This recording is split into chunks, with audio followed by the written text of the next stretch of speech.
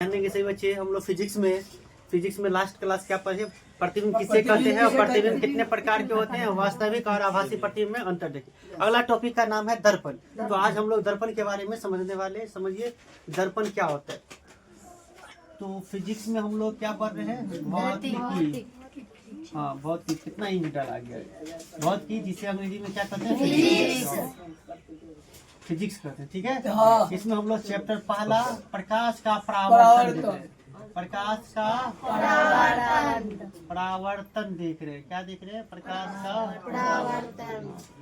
परावर्तन देख रहे हैं। और आज का टॉपिक का नाम है दर्पण। हाँ, दर्पण।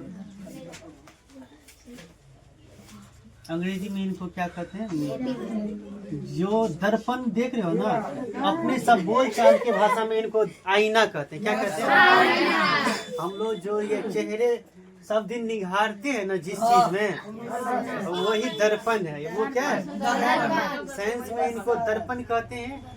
और अपने लोग क्या बोलते हैं, आईना कहते हैं या शीशा कहते हैं। चलिए, बहुत अच्छे। तो क्वेश्चन इतना इजी नहीं आएंगे दर्पण किसे कहते हैं, लेकिन समझना बहुत जरूरी है दर्पण किसे कहते हैं। तो याद रखेंगे सही बच्चे, दर्पण किसे कहते हैं मैं एक बार बोल देता हूँ, और इनको आप लोग खुद से, अभी समय नहीं है, लिख दूं क्या, लिखने में बहुत ज्यादा समय लग जाएगा, तो मैं हो सकेगा तो नोट्स भेज दूंगा। ठीक है, दर्पण किसे कहते हैं ध्यान देंगे, वैसी चिकनी या चमकीली सतह जो नियमित रूप से प्रकाश को परावर्तित करती है। शीशा की बात करिए, वो एकदम चिकनी होती है और एकदम चिकनी या चमकीली सतह होती है ना, वैसी चिकनी या चमकीली सतह जो नियमित रूप से, नियमित होता है रेगुलर रूप से प्रकाश को क्या करती है, परावर्तित करती है। तथा जिसका एक सतह क्या हो, रंजित किया होता है, जिसका एक सतह रंजित किया होता है यानी रंगा हुआ होता है, उसे दर्पण कहते हैं। उसे क्या कहते हैं, दर्पण का परिभाषा क्या हुआ, फिर से सुनेंगे।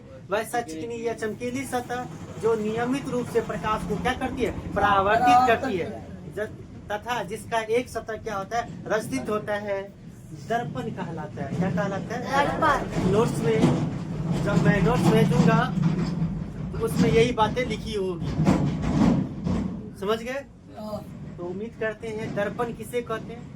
दर्पण एक कांच होता है बच्चों, कांच होता है और एकदम दोनों आर ये पारदर्शी होता है, लेकिन एक तरफ से क्या किया जाता है, पहले हम बताए थे दर्पण कैसे बनता है, पेंट कर दिया जाता है, सिल्वर की एक मोटी परत से पेंट कर दिया जाता है। इसके बाद एक हरे या गाढ़े रंग से क्या किया जाता है, रंग दिया जाता है, तो यही क्या बन जाता है, दर्पण। तुम लोग लाओगे एक घर में जो आईना होगा, अगर वो लेके आओगे तो उसमें देखना, तुम इसको जिसे कलर किया हुआ है उसको खर्चोगे ना इसको थोड़ा सा, तो तुम्हें ये भी भाग दिखाई देगा, कांची था इसको रंग दिया। याद रखिएगा, दर्पण का जो एक भाग रंगता है वो सिल्वर की परत चढ़ा दिया जाता है।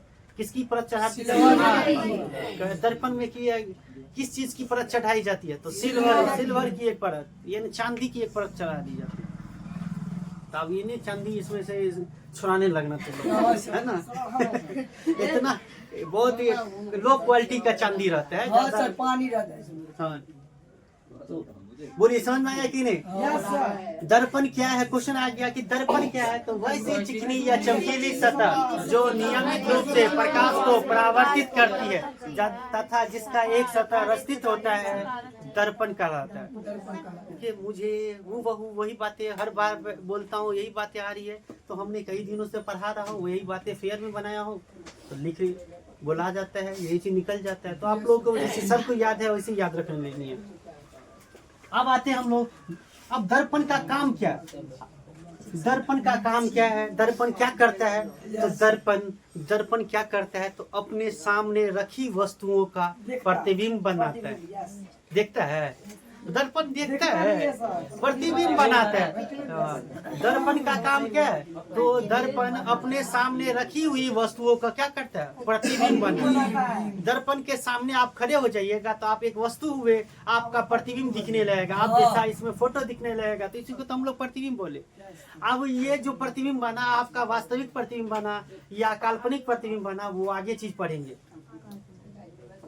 तो दो चीज हम अभी तक बताए आपको, बताए क्या कि दर्पण क्या है वो बता दिए, और दर्पण क्या काम है वो बता दिए। तो दर्पण का क्या काम है? दर्पण अपने सामने रखी वस्तुओं का क्या करता है? प्रतिबिंब बनाता है। ये चीज याद रखिएगा। अब आते हैं हम लोग दर्पण के प्रकार। तो याद रखेंगे सही बच्चे, दर्पण के प्रकार क्या है? तो दर्पण भी दो प्रकार के, जैसे या प्रतिबिंब दो प्रकार के हो, तो हर चीज देखिए, परावर्तन के भी दो नियम। हम लोग प्रकाश के परावर्तन के दो नियम। अभी हम लोग पढ़े प्रतिबिंब कितने प्रकार के? दो प्रकार के। इसमें नियम नहीं।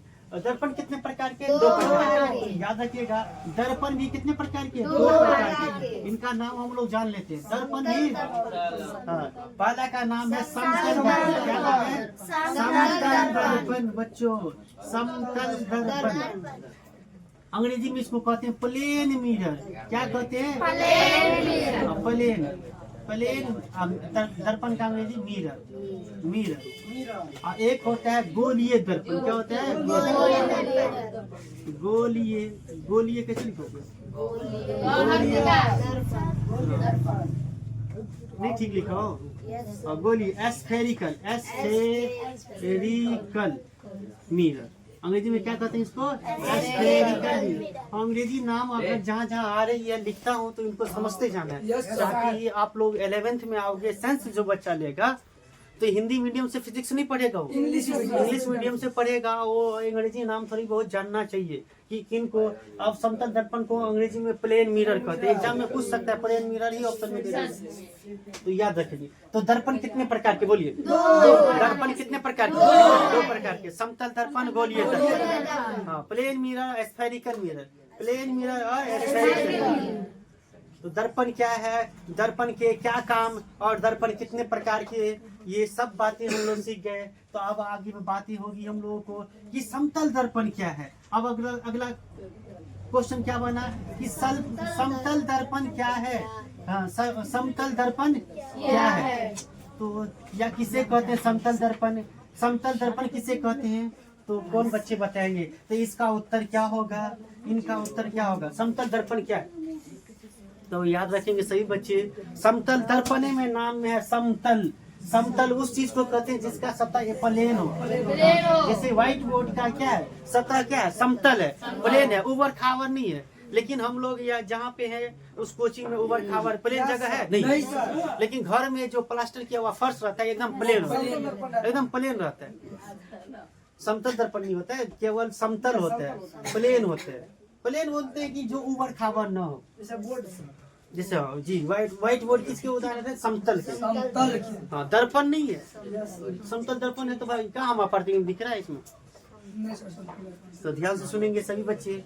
समतल दर्पण किसे कहते हैं? समतल दर्पण वैसा दर्पण। क्या लिखेंगे? वैसा दर्पण जिसका परावर्तक समतल होता है। जिसका परावर्तक सतह क्या होता है? समतल होता है, उसे समतल दर्पण। कितना इजी, पहले सुन लीजिए मेरी बातें। पूछा कि समतल दर्पण क्या है? तो वैसा दर्पण जिसका परावर्तक सतह किसको कहते हैं? जिस पर प्रकाश टकराता है वो सतह को हम लोग क्या कहते हैं? परावर्तक सतह। अगर समतल होगा, जिसका परावर्तक सतह क्या होगा? समतल होगा, उस दर्पण को हम लोग क्या कहेंगे? समतल दर्पण कहेंगे। कितना इजी है बच्चों, आप लोग याद रखिए उनको, जिसे हम याद रखिए। वैसा दर्पण जिसका परावर्तक सतह क्या होता है? समतल होता है, समतल दर्पण कहलाता है। समझ गए? तो अब हम लोग समतल दर्पण में हम लोग देखेंगे, समतल दर्पण में प्रतिबिंब का निर्माण देखेंगे और समतल दर्पण की विशेषता को देखेंगे। तो समतल दर्पण में लगभग 5 से 6 विशेषता है। वो चीजें हम लोग बता दिए जाए। ये विशेषता टाइम लग जाएगी, इसको फिगर बनाने पड़ेंगे। क्या है? तो आप लोग किताब में भी पढ़ के आ सकते हैं, और मैं अगले क्लास में आऊंगा। तो आज आप लोगों को मैं क्या पढ़ाया, क्या बताया? कितनी चीजें याद करके आनी है। दर्पण क्या है, दर्पण का क्या काम, तो मैं बता दिया। दर्पण क्या है? वैसी चिकनी या चमकीली सतह जो नियमित रूप से प्रकाश को परावर्तित करती है, जैसा तथा जिसका एक सतह रस्तित होता है दर्पण कहलाता है। दर्पण का क्या काम? दर्पण अपने सामने रखी हुई वस्तुओं का प्रतिबिंब बनाता है। दर्पण कितने प्रकार का होता है? दर्पण 2 प्रकार का होता है, समतल दर्पण और गोलीय दर्पण। समतल दर्पण किसे कहते हैं? वैसा दर्पण जिसका परावर्तक सतह समतल होता है, समतल दर्पण कहलाता है। कितना इजी है, बस इतनी चीजों को याद कर लेके आनी है आप लोगों को। अगले क्लास में आगे हम लोग चलेंगे समतल दर्पण की विशेषता। हम लोग 5 से 6 विशेषता है, यहाँ से बहुत क्वेश्चन आएंगे बच्चों। समतल दर्पण में कैसा प्रतिबिंब बनता है? समतल दर्पण में या वस्तु में सीधा प्रतिबिंब बनता है या उल्टा प्रतिबिंब बनता है? छोटा उल्टा बनता है। तुम दर्पण के सामने उल्टा बनता है, आईने में सीधा बनता है। ज्यादा ढल्ला नहीं बनिए, ठीक है? जितना ही बता रहा हूँ उतना करके आपको मैं जितनी भी चीजें बताया हूँ, फिर आज के लिए मैं आप लोगों को क्या कर देता हूँ, जो नोट्स है वो मैं नोट्स भेज दूंगा। तो कल आप लोगों को होली है, होली की ढेर सारी शुभकामनाएं आप सभी को। हैप्पी होली आप सभी को। और आज के लिए इतना ही। Okay, doctor.